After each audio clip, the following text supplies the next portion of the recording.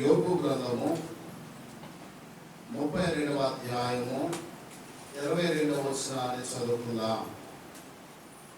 ముఖస్తుతి చేయుట నా చేత కాదు, ముఖస్తుతి చేయుట నాకు చేత కాదు. అట్లు చేసిన ఎడల నన్ను సృజించినవాడు నన్ను శీఘ్రముగా నిర్మూలము చేయును. చిన్న ప్రార్థన. మహాపరిశుద్ధుడా, మహోన్నతుడా, మా యేసయ్య నీకు వందనాలు.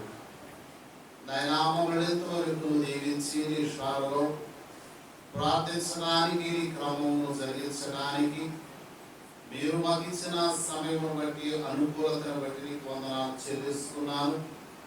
ఈ సమయంలో నీ వాక్యమును కొన్ని నిమిషాలు ధ్యానించుండగా వాక్యం ద్వారా మాతో మాట్లాడి మీరు మహిమ పొందండి. వినిచిన ప్రతి వారిని కూడా నాయన వాక్యానుసారమైనటువంటి సిద్ధపాటు, వాక్యానుసారమైన దైవ దీవెనలు, స్వస్థతలు నాయన మీరు కలుగజేసి అనుగ్రహించి మీరు మహిమ పొందమని, నీ దేవదాసులను మరుగు చేసుకుని వాడుకుని నీ నామానికే మీరు మహిమ తెచ్చుకోమని త్వరగా వచ్చుచున్న పెళ్లి కుమారుడైన యేసు క్రీస్తు నామములో అడుగుచున్నాము తండ్రి, ఆమేన్. మరణాత. దేవునికి మహిమ కలుగుగాక. దేవుని ప్రియ సంగమా, యోబు గ్రంథము 32వ అధ్యాయము 22వ వచనములో ఒక చక్కని మాట ఏమిటంటే ముఖస్తుతి చేయుట. దేవుని ప్రియ సంగమా, నేటి కాలంలో మనుషులమైనటువంటి మనము ముఖస్తుతిని చేస్తూ ఉంటాం. మనుషులు ఎదుట రకరకాలుగా గొప్పగా మాట్లాడుతూ ఉంటాం. వెనక నుంచి రకరకాలైనటువంటి మాటలు పలుకుతూ ఉంటాం. దేవుని ప్రియలారా, దేవుని యొక్క సన్నిధానంలోకి వచ్చినటువంటి మనము కూడా ముఖస్తుతి చేస్తుంటాం. దేవుని ఎదుట కూడా, మనుషులు ఎదుటంటే అనుకోవచ్చు, దేవుని ఎదుట కూడా ముఖస్తుతిని చేస్తూ ఉంటారు. దేవుని ప్రియలారా, ముఖస్తుతిని చేసేవారు ఏ మాత్రము కూడా దేవుడు వారిని ఊరుకోడు. ఎందుకంటే దేవుని యొక్క వాక్య గ్రంథంలో మనం చదువుకున్నాము కదా, ఒక్కసారి చదవమ్మా. ముఖస్తుతి చేయుట నాకు చేత కాదు, అట్లు చేసిన ఎడల నాకు ముఖస్తుతి చేయటం రాదన్నాడు యోబు గారు. నాకు ముఖస్తుతి చేయటం రాదు. ఒకవేళ నేను ముఖస్తుతిని చేస్తే దేవుడు నన్ను నిర్మూలన చేస్తాడు. దేవుడు ఒప్పుకోడు. నేను ముఖస్తుతి కలిగినటువంటి భక్తి చేసిన, ముఖస్తుతిగా మనుషులకు కనబడాలని నేను రకరకాలుగా గొప్పగా నటించిన దేవుడు ఒప్పుకోడు. దేవుని ఎదుట మనము నటించేటువంటి నటన ఆయన సన్నిధానంలో అది ఏమాత్రం కూడా మనకి ప్రయోజనము కాదు.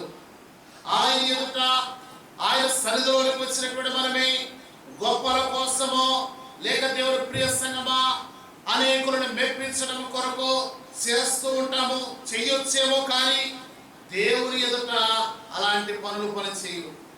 దేవుని ప్రియలారా, దేవుని ఎదుటికి వచ్చినటువంటి మనమే ముఖస్తుతి చేసినప్పుడు అది భక్తి విషయంలో కానీ దైవికముగా మనం ఒక్కసారి మనం ఆలోచన చేస్తే దేవుడు అంతరంగమును చూస్తాడు. కానీ నీ ముఖస్తుతి, నా ముఖస్తుతిని చూడడు దేవుడు. మన గొప్పలు చూడడు దేవుడు. అంతరంగములను చూసేటువంటి దేవుడు, హృదయాలను పరిశోధించేటువంటి దేవుడు. నీ భక్తిని పరిశోధిస్తున్నాడు.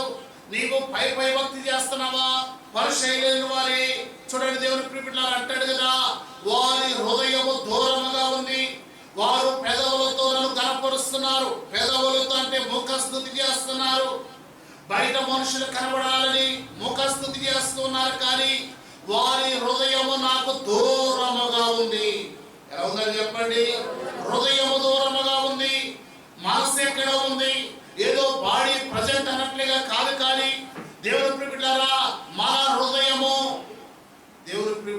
దేవునికి యోగ్యమైనదిగా ఉండాలి. హృదయానుసారమైనటువంటి ప్రార్థన చేయాలి. హృదయానుసారమైనటువంటి స్తుతిని మనం ఆయన చెల్లించాలి. మనుషులు ఎదుట కనబడాలని రకరకాల దేవుని యొక్క వాక్య గ్రంథంలో మనం చూస్తూ ఉంటాము. మనుషులకు కనబడాలని రకరకాలైనటువంటి ప్రయత్నాలు చేసేవారు చాలా మంది ఉన్నారు. కానీ దేవుడు చూస్తున్నది ఏమిటంటే హృదయాన్ని పరిశోధిస్తున్నాడు, అంతరంగమును పరిశోధిస్తున్నాడు. కీర్తన గ్రంథములో 7వ అధ్యాయము 9వ వచనాన్ని చదువుకుందాము. కీర్తన గ్రంథము ఆ హృదయమును అంతరంద్రియములను పరిశీలించు నీతి గల దేవా. ఏమిటంటమ్మా? అంతరంద్రములను పరిశోధించేటువంటి నీతి కలిగినటువంటి దేవుడు. ఆయన నీతి కలిగినటువంటి దేవుడు అనగా యథార్థమైనటువంటి దేవుడు. ఆయన మన యొక్క హృదయములను అంతరేంద్రియములను ఏం చేస్తున్నాడంట? ఆయన పరిశోధిస్తున్నాడు. నీవు బహిరంగముగా చేసేటువంటి ముఖస్తుతిని ఆయన ఇష్టపడట్లేదు. అంతరంగములో నీ మనస్సు ఎలా ఉంది, అంతరంగములో దేవుని పట్ల నీ హృదయం ఎలా ఉంది, దాని ప్రకారముగానే ఆయన కార్యములు చేస్తాడు. చూడండి, ఇర్మియా గ్రంథములో 17వ అధ్యాయము 10వ వచనములు అంటాడు కదా. ఇర్మియా గ్రంథము 17వ అధ్యాయము 10వ వచనము, ఒకరి ప్రవర్తనను బట్టి వారి క్రియల ఫలము చొప్పున ఆ ప్రతి కార్యము చేయుటకు యెహోవా అనేటువంటి నేను హృదయములను పరిశోధించుచున్నాను, అంతరంద్రియములన్నిటిని కూడా పరీక్షించువాడను. నేను నీకు ఒక ప్రతిఫలం చేయాలంటే, నీ పట్ల నేను ఒక కార్యము చేయాలంటే, అది స్వస్థత ఉండొచ్చు, మేలై ఉండొచ్చు, అది దీవెనై ఉండొచ్చు. నీవు కోరుకున్న కార్యము నీ పట్ల నెరవేరాలంటే నీ హృదయము యొక్క ప్రవర్తనను బట్టి, హృదయము యొక్క సిద్ధబాటును బట్టి ఏం చేస్తాడు దేవుడు? ప్రతిఫలమునిస్తాను. నేను హృదయాలను పరిశోధిస్తున్నాను, నేను అంతరంగములను పరిశోధిస్తున్నాను కదా. నీ హృదయము నా పట్ల ఎలా ఉంది? ఆ హృదయములో ఉన్న దాన్ని బట్టి నేను నీ పట్ల కార్యం చేస్తాను. అది మంచిగా ఉంటే మంచి కార్యము. హృదయములో చెడుగా పెట్టుకుని బహిరంగముగా ఏదో భక్తి కలిగి ప్రార్థనాపరులుగా లేక దేవుని పిల్లలారా సంఘములో ప్రయోజనకరమైనటువంటి క్షేమాన్ని కోరే వారిగా కనబడినంత మాత్రాన దేవుడు ఒప్పుకోడు. ఎందుకంటే అంతరంద్రియములను ఏం చేస్తున్నాడంట? పరీక్షిస్తున్నాడు దేవుడు. నేటి కాలంలో మనుషులైన వారే దేవుని యుద్ధ నటించటమే.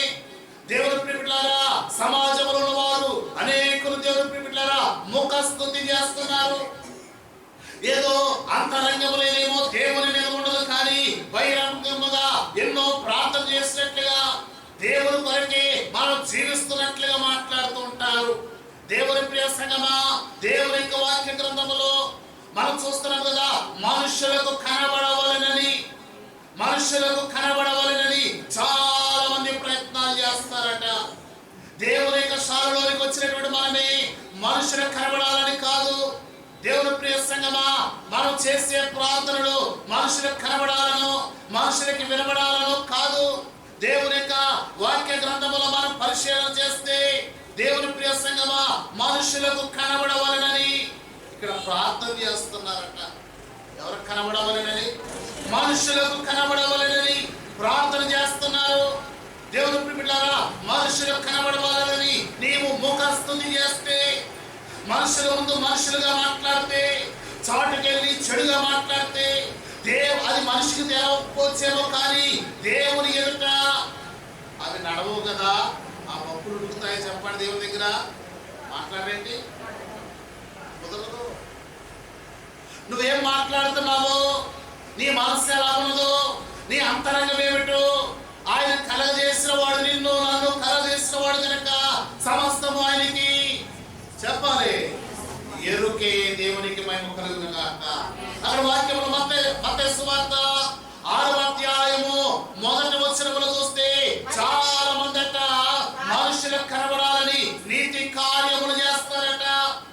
కానీ ఇంతకు ముందు మీరు చదివారు, ఆయన నీతి గల దేవుడు, ఆయన మాత్రమే నీతి కార్యాలు చేసే దేవుడు. కానీ మనుషులే నీతి గల వారిగా కనబడచ్చు, ముఖస్తుతితో అనగా గొప్పవారిగా నీతిమంతులుగా కనబడినట్లుగా నీతి పనులు చేస్తూ ఉంటారట. అది దేవుడు ఒప్పుకోవట్లేదు. అంటే చదవం ఒకసారి. మనుషులకు కనబడవలెనని సమాజ మందిరములోను వీధుల మూలలో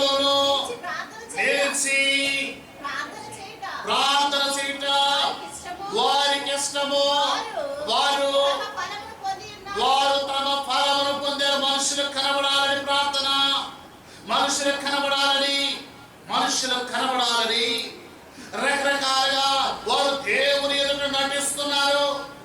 అది ముఖస్తుతి అంటారు. దాన్ని ఏమంటారు చెప్పండి? ముఖస్తుతి. మనుషులకు కనబడాలని వీళ్ళు చాలా భక్తి గలవారండి, వీళ్ళు చాలా ప్రార్థన పరులండి, వీళ్ళు ఎప్పుడు కూడా దేవుని మందిరానికి వెళ్తారు, వీరెప్పుడు కూడా కుటుంబ ప్రార్థన చేస్తారు, వీరెప్పుడు కూడా అని గొప్పలేదో చెప్పుకున్నట్లుగా ఎదుటి వారికి కనబడుతుంటాము. కానీ దేవుని ప్రియ సంగమా, అది కాదట దేవుడు కోరుకున్నది.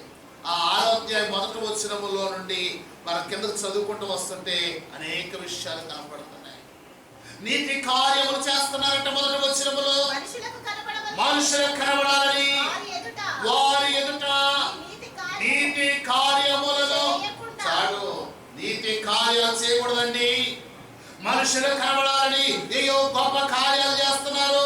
5వ వచనంలో మనం చూస్తే మనుషులకు కనబడాలని ప్రార్థనలు చేస్తున్నారు. మనుషుల ఎదుట నటిస్తున్నాం. అది నటిస్తున్నాం, మనుషుల ఎదుట ప్రార్థన అనుకుంటున్నాం. కానీ అది ఎవరి ఎదుట చెప్పండి? చెప్పాలి, దేవుడు చూస్తున్నాడని కనిపెట్టాలి. ఆయన చూస్తున్న దేవుడు కదా, ఆయన చూస్తున్న దేవుడు కనుక దేవుడు ప్రియులారా, మనము ప్రార్థన చేసేటప్పుడే యథార్థమైన ప్రార్థన చేయాలి. ముఖస్తుతి కలిగినటువంటి ప్రార్థన చేస్తే, మనుషుల యొక్క మెప్పు కోరి ప్రార్థన చేస్తే అది ఏమాత్రము కూడా మనకేమి కాదంట, ప్రయోజనము కాదు. అనేకులంట ఉపవాసం చేసేటప్పుడు కూడా వారు ఏం చేస్తారంట, మనుషులకు కనబడాలని. ఏం కావాలంట? మనుషులకు కనబడవాలని. చూడండి ఒకసారి మత్తయి సువార్త 16వ వచనము. మీరు ఉపవాసము చేయనప్పుడే వేషధారులుగా నటించుట ముఖస్తుతి అంటారు. దానిని మనుషులకు కనబడాలని వేషములు ధరించిన వారి దుఃఖముఖులై ఉండబడి ఉపవాసము చేయించినట్లుగా మనుషులకు కనబడవాలని వారు తమ ముఖములను వికారం చేసుకుంటారు. ముఖస్తుతి అంటారు దీన్ని. ఏ స్తుతి చెప్పండి? మనుషులకు కనబడాలని వేషములు ధరిస్తుంటారు. వేషధారణ. మనుషులకు కనబడాలని వారు ఉపవాసములు చేస్తూ ఉంటారు. మనుషులకు కనబడాలని, వారికి అర్థం కావాలని ముఖములను వారు వికారం చేసుకుంటారు. ఆ ముఖస్తుతి చేస్తే నిర్మూలమైపోతారు. ఆ ముఖస్తుతి చేస్తే దేవుడు ఒప్పుకోడండి. దేవుని ప్రియ సంగమా, ఆ యొక్క మాటల్లో మనం చూస్తాము కదా, చాలా విషయాలు మనకు కనపడుతున్నాయి. మనము ముఖస్తుతి కాదు, మనుషులకు కనబడాలని స్తుతి చేయటము కాదు, ఉపవాసం చేయటము కాదు, రహస్యమున్నటువంటి తండ్రి చూడాలి. ఎవరు చూడాలి చెప్పండి? రహస్యమున్నటువంటి తండ్రి చూడాలంటే నీవు గదిలోనే చేయాలి ప్రార్థన, ఉపవాసం ప్రార్థన. గదిలో అనగా దేవుని ప్రియులారా రహస్య ప్రార్థన చేయాలి, అనగా అంతరంగ ప్రార్థన చేయాలి. నీవు ఉపవాసం అన్నది నీకే తెలియాలి, కానీ ఎదుటి వారికి తెలిసేటట్లుగా చేసే ప్రార్థన అది ముఖస్తుతి అన్నాడు దేవుడు. ఏమిటంటే చెప్పండి? అది ముఖస్తుతి అన్నాడు. మత్తయి సువార్త 23వ అధ్యాయము 5వ వచనములో ఒకసారి ఒక మాట చదువుకుందాము. మనుషులకు కనబడు నిమిత్తము, మనుషులకు కనబడాలని తమ పనులన్నీ చేస్తారు. చాలా మంది అంట గొప్ప గొప్ప పనులు చేస్తూ ఉంటారు. ఎందరికో సహాయం చేసినట్లుగా నటిస్తూ ఉంటారట. ఏమిటంటే మనుషులకు కనబడవాలని. ఎవరు కనబడాలని అంట? నువ్వు యేసు ప్రభు అంటాడు కదా, నువ్వు కుడి చేతితో ఇచ్చింది. మత్తయి సువార్త అంటే చూడండి ఒకసారి మాట, 6వ అధ్యాయం 3వ వచనము. మత్తయి సువార్త, నీవు ధర్మము చేయనప్పుడే నీ ధర్మము రహస్యముగా ఉండి నిమిత్తము నీవు కుడి చేతితో చేస్తే ఎడమ చేతి కూడా తెలియకూడదు. దేవుని స్తోత్రం. అంటే నటించేదిగా ఉండకూడదు. నువ్వు చేసే పనులే, నువ్వు చేసే ధర్మ కార్యాలే, నువ్వు చేసేటువంటి పనులన్నీ కూడా మనుషులకు కనబడాలని, ఎంతగానో సహాయం చేస్తున్నానని, ఎంతగానో కష్టపడుతున్నానని నటించే వాళ్ళు లేరంటారా? అమ్మా లేరా? ఎందరో ఉన్నారు. అది కాదండి దేవునికి ఇష్టము. నువ్వు చేసే సహాయం ఏదైనా ఉంటే, నువ్వేదైనా ధర్మం చేస్తే, మనుషులు కనబడాలని కాకుండా రహస్యం చేస్తే, అది దేవుడు నీకు ఆశీర్వాదకరంగా మారుస్తాడని దేవునికి మహిమ కలుగును గాక. కొంతమంది మనం కానుకలు ఇచ్చేటప్పుడు కూడా కనబడాలని ఇస్తూ ఉంటారు. కనబడాలని ఇవ్వకూడదు, రహస్యం ఇవ్వాలి. నీవు కుడి చేతు వేసే కానుక ఎడమ చేతి కూడా. దేవుని ప్రియమిట్లారా, మనుషులు కనబడాలి, నేనే ఎక్కువ ఇస్తున్నాను కనబడాలనుకోకండి. విధవరాలు వేసిన కానుకను దేవుడు ఇష్టపడలేదా? అమ్మాయి ఇష్టపడలేదా? వాళ్ళ పరిచయం చాలా చాట్ల కట్టలు వేసి ఉండొచ్చేమో, కానీ ఈ విధవరాలంట కొన్ని కాసులు వేసేసరికి దేవుడు అదే గొప్ప కార్యం అనేసరికి వీళ్ళకి పిచ్చెక్కిపోయింది పక్కనోడికి.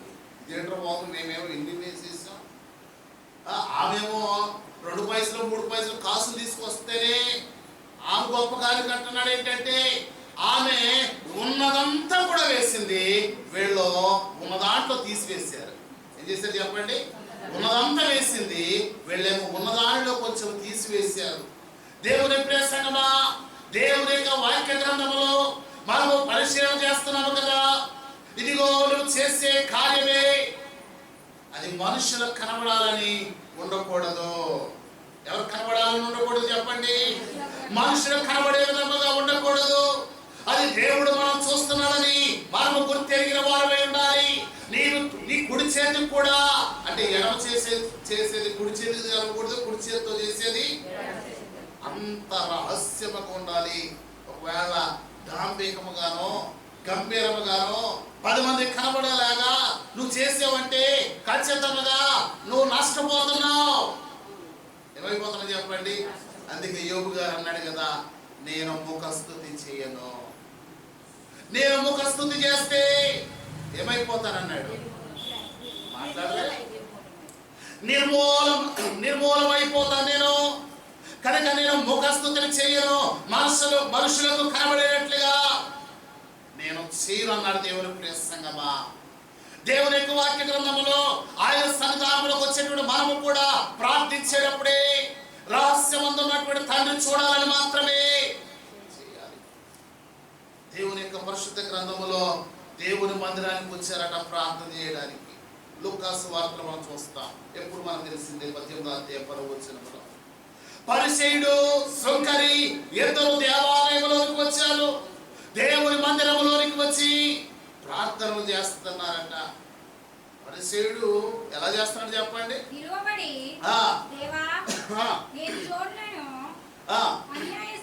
నేను చోరులను అన్యాయస్తులను వ్యభిచారుడైనా ఇతర మనుషులు లాంటి వాడిని కాదయ్యా. ఇదిగో నా ప్రక్కన ఉన్నటువంటి ఈ పనికి మాలిన శంకర వలనైనను నేను ఉండనందుకు.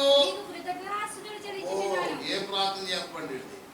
ఇదిగో నేను అలాంటి వాడిని కాదయ్యా, నేను ఎలాంటి వాడిని కాదయ్యా అని వీడు చెప్పుకోవడంగా దేవుడు చెప్పాలి సాక్ష్యం. వీరు మంచివాడు. ఏమని చెప్పండి? మోషే గారి గురించి బైబిల్లో, అబ్రహాం గారి గురించి, భక్తుల గురించి సాక్ష్యం చెప్పలేదు దేవుడు. మన గురించి సాక్ష్యం కనీసం దేవుడు చెప్పకపోతే పక్కన వాళ్ళని చెప్పాలి. అమ్మో చాలా మంచోడండి ఈయన అనాలద్దా? ఒకవేళ అంటే కొంతమంది అంటారేమో, ఒక ముందు మంచోడు అంటారు, పక్క వెళ్ళిన తర్వాత ఏమంటారు చెప్పండి? అబ్బో వీడు పనికి మానోడండి అలా అనకపోతే ఊరుకోరు మళ్ళీ.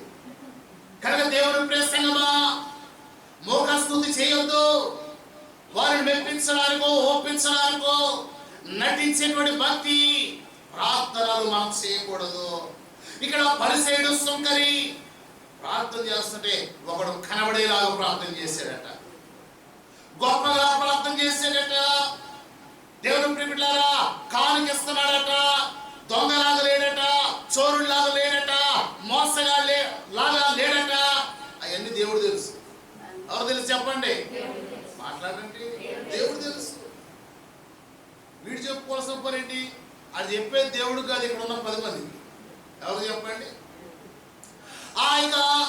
ఆ ఇద్దరులో మరి ఒకడు సుంకరి ఉన్నాడే, ఆ సుంకరి కూడా ప్రార్థన చేస్తున్నాడట.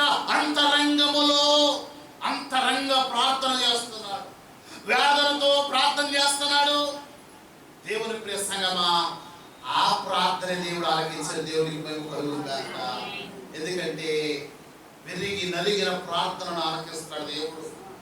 కీర్తన గ్రంథంలో 34వ అధ్యాయము 18వ వచనాన్ని చదువుకుందాం. కీర్తన గ్రంథము 34వ అధ్యాయము 18వ వచనము.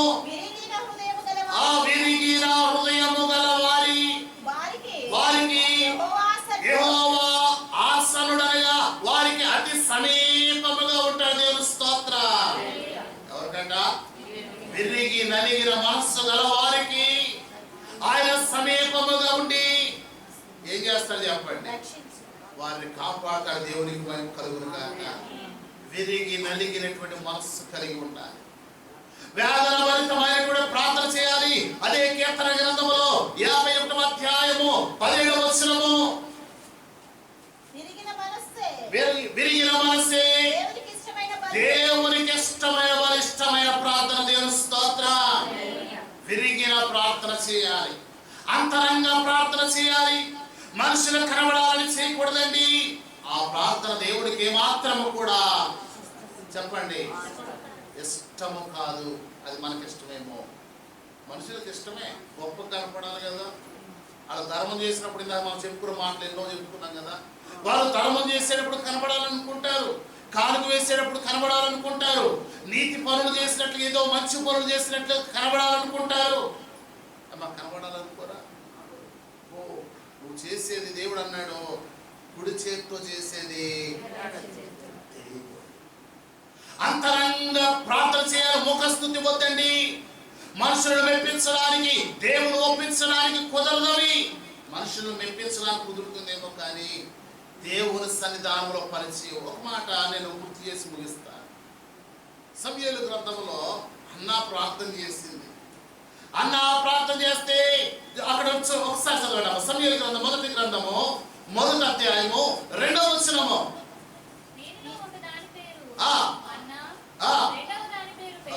12వ వచనం.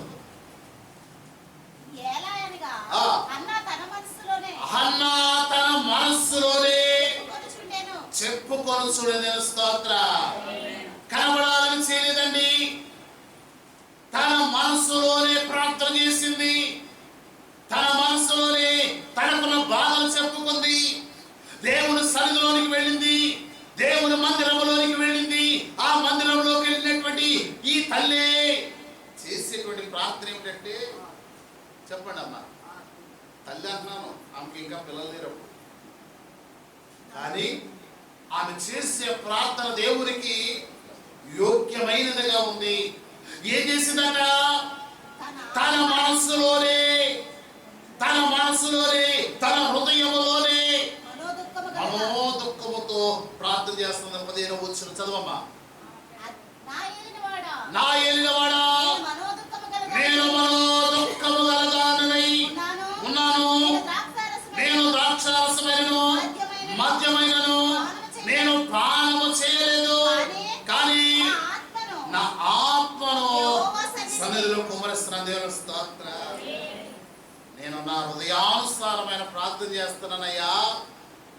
నేను ఈ స్థలంలో మద్యముతోనూ మత్తుతోనూ లేక మనుషులు కనబడాలను నేను చేయలేదయ్యా.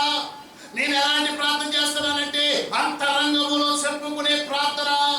నా అంతరంగాన్ని దేవుని సన్నిధానములో కుమ్మరించేటువంటి ప్రార్థన నేను చేస్తున్నాను అనగానే వెంటనే ప్రవక్త అంటాడు, అమ్మా క్షేమంగా వెళ్ళు. దేవుని స్తోత్రం. నువ్వు చేసిన ప్రార్థన నెరవేరిపోతుంది, వెళ్ళు అన్నాడు. నెరవేరలేదా? అద్భుతమైన కార్యాలు చేశాడు. ఈ రోజున ఈ వాక్యం వింటున్న వాళ్ళరా, నీ కొరకైనా నీ కుటుంబం కొరకైనా నీవు హృదయాన్ని కుమ్మరించేటువంటి అంతరంగ ప్రార్థన చేయండి. ముఖస్థుతి కలిగినటువంటి ప్రార్థనలు వద్దు. విలాప వాక్యములు అక్కడ చూడండి. విలాప వాక్యములో విలాప గ్రంథము 2వ అధ్యాయము 19వ వచనము. విలాప గ్రంథము. నీవు లేచి రేయి మొదటి జామున మొరపెట్టుము. నీళ్లు కుమ్మరించినట్లుగా దేవుని సన్నిధిలో నీ హృదయమును కుమ్మరించు. దేవుని స్తోత్రం. ఏం కుమ్మరించాలట? హృదయములు ఆయన సన్నిధానములో కుమ్మరించే వారిగా ఉండాలి. హృదయాన్ని కుమ్మరించేటువంటి ప్రార్థన చేయాలి. నీళ్లు ఏ విధముగా ఒలికిస్తామో మన హృదయం కూడా దేవుని సన్నిధానంలో కుమ్మరించే ప్రార్థనలు మనం చేయాలి. అది ముఖస్తుతి అనరు దాన్ని, అంతరంగమైనటువంటి ప్రార్థన. ఎందుకంటే ఆయన హృదయములను పరిశోధించే దేవుడు.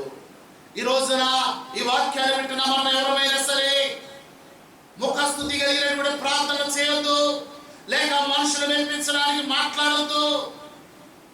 మనుషులు మెప్పించడానికి మాట్లాడితే కూడా అది ముప్పే మనకి. ఏం చెప్పండి, చాలా మంది మన ముందు అబ్బో ఏం తీగా మాట్లాడతారు తెలుసా, అవి ఎలా మాట్లాడతారు చెప్పండి. మాట్లాడండి, చెప్పండి. మరి చేతిగా మాట్లాడుతున్నారా మీరు?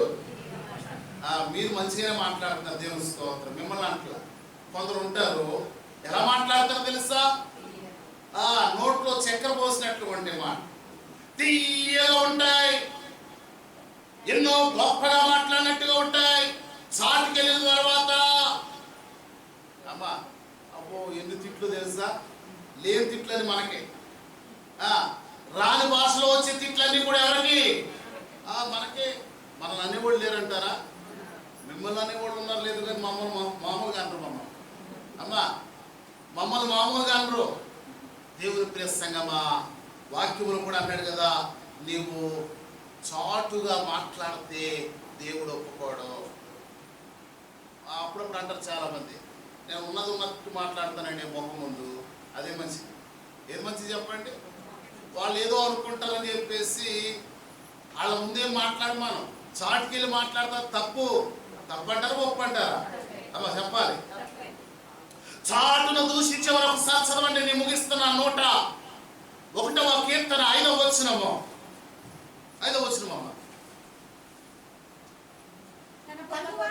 తన పొరుగు వారిని చాటును దూషించి, చాటును దూషిస్తారు పొరుగు వారి గురించి.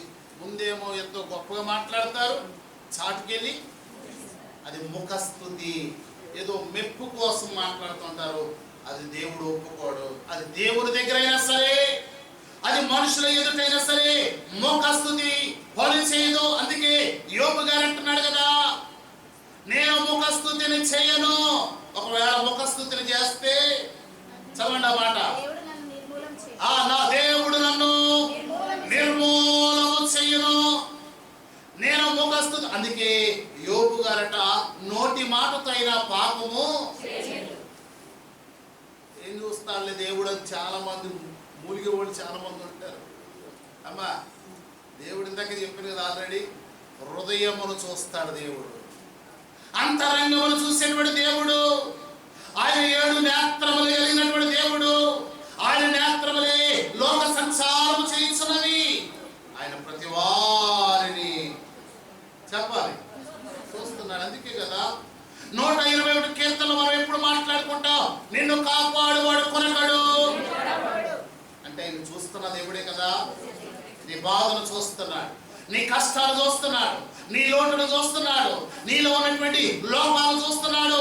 నీ బాధలన్నింటినీ ఆయన భరించడానికి ఆయన చూసి నీ పట్ల కార్యం చేస్తాడైతే ముఖస్తుతి గలవారమై కాకుండా దైవికమైనటువంటి మనస్సు కలిగి మనం ప్రార్థన చేయాలి. ఆయన సన్నిధానంలోకి వచ్చినటువంటి మనమే దైవికమైనటువంటి స్థితిలో మనం ముందుకు సాగితే అద్భుతమైనటువంటి కార్యాలు చేస్తాడు. కనుక దేవుని ప్రియ సంగమా, మనుషులు కనబడాలని చేయకండి, మనుషులు కనబడాలని ముఖస్తుతి చేయకండి. మనుషులకు కాదు, దేవుని కనబడాలని కూడా ముఖస్తుతి చేయకండి. అది మనకి ఏం చేస్తున్నారు చెప్పండి? నష్టము కలుగజేస్తుంది. కనుక దేవుని ప్రియ సంగమా, యథార్థమైన ప్రార్థన చేద్దాం. ఆయన స్థానంలోకి వచ్చినటువంటి మనమే అంతరంగ ప్రార్థన చేద్దాం, విరిగి నలిగిన హృదయంతో ప్రార్థన చేద్దాం. దేవుడు అద్భుతమైనటువంటి కార్యాలు మన పట్ల జరిగిస్తానని ధన్యత దేవాది దేవుడిని అందరికీ అనుగ్రహించుగాక. ఆమేన్. మహాపరిశుద్ధుడా, మహోన్నతుడా, మా యేసయ్యాని వందనాలు. ఈ వ్యక్తపడిన మాటల బట్టి వందనాలు చెల్లిస్తున్నాను. యోబు గారు, నేను ముఖస్తుతి చేస్తే నేను నిర్మూలమైపోతాను, నేను నష్టపోతాను, నా జీవితమే అంతమైపోతుందని మాట్లాడారు. అవునైనా దేవుని సన్నిధిలోకి వచ్చిన మేము ముఖస్తుతి చేసేవారు, మా పితరులైన వారే, ఇశ్రాయేలు వారే, పరిశుద్ధులే సంఘమే ముఖస్తుతి చేసి అనేకులు ఆయన నాశనమైపోయారు. వారు దేవుని ఎదుట బొంకిరి అన్నారు. తండ్రి అటువంటి స్థితిలో మేము లేక యథార్థమైన ప్రార్థన, పెరిగిన మనస్సుతో యథార్థమైనటువంటి స్థితి కలిగి నీకు మాత్రమే కనబడే ప్రార్థన ఆయన చేసేవారు. ఇదిగో నీ వాక్యంలో మనుషులు కనబడవలెనని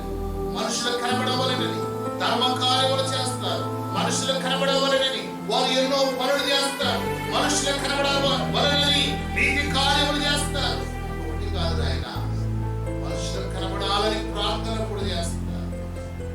అది వ్యర్థము, అది నష్టం కలుగజేస్తుందని ఈ దినమున శాలలోనికి వచ్చిన ఈ వాక్యం నా ప్రతి బిడ్డకి నువ్వు హెచ్చరించావు తండ్రి, నీకు వందనాలు. అటువంటి స్థితులు లేక అంతరంగ ప్రార్థన, విరిగినలిగిన హృదయంతో చేసే ప్రార్థనలు ఆయన మాకు దయచేయమని. ఇదిగో విరిగినలిగిన మనస్సు గల వారికి నేను ఆసన్నుడినయ్యా, అతి సమీపముగా ఉన్నానని, వారి ప్రార్థన ఆలోచిస్తున్నానని, వారి పట్ల కార్యాలు చేస్తున్నానని తెలియపరిచారు. అంటే వాక్యం దయచేసి మీరు మహిమ పొందమని, ప్రతి ఒక్కరిని పేరు మీద దీవించమని త్వరగా వచ్చుతున్న పెళ్లి కుమారుడైన యేసు క్రీస్తు నామమున అడుగుతున్నాను తండ్రి. ఆమేన్. మరణాత